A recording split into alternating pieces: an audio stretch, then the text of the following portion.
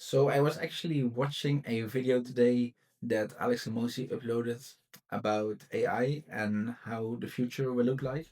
And it reminded me of something that I came across earlier and also experienced earlier. And that is about giving context. So in this case, the AI is trained on a lot of general information, but not on personal information. So the goal for better results for the AI is to give more personal context, context about the situation you specifically want. So that can be task related, work related, personal life related, whatever you want the AI to give you more help with to do or execute a specific task. Um, the outcome of that it needs to follow a process to get there from where it is right now, pretty much at zero, and to get to that desired outcome that you would like. You need to give more context about that situation.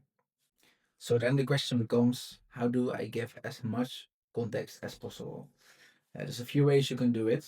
First of all, is by actually typing or speaking. So all your thoughts you wanna give them to the AI. My tip is to do a speech to text tool. Yeah, so in this case, I'm using Aqua Voice, but you could also use other tools like Whisperflow. A second option is tracking as much as possible. So the first one is getting your thoughts out. The second one is using the data you're already collecting. And the data you're already collecting, for example, transcripts from a call, maybe some logs that you're collecting, like any type of information that you can give extra, in this case, extra context that you can give to the AI about the process, about going from A to B, that helps the AI understand why and how it's getting there. So any type of context you can give. So, for example, I when I make logic changes with building with Cloud Code, I always have the AI review it, and then when it's done, I do a manual check to see if it behaves. So I do pretty much like what the user goes through. I will do that, and then if something goes wrong, I will dive deep myself. I could also use the AI for that, but I like to have a human in the loop. So in this case, a personal verification on how it goes. Also, if it's more complex logic, I will go through it manually.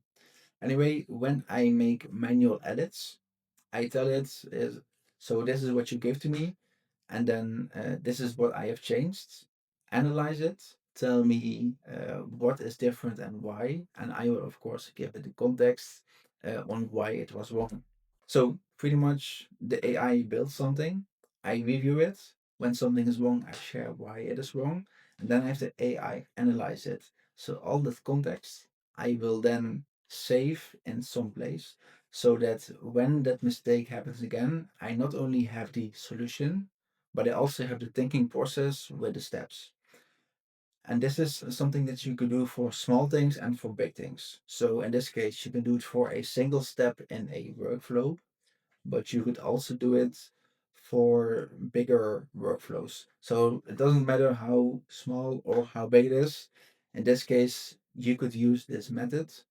So gathering more context, saving the thinking process to a place that works best with the AI.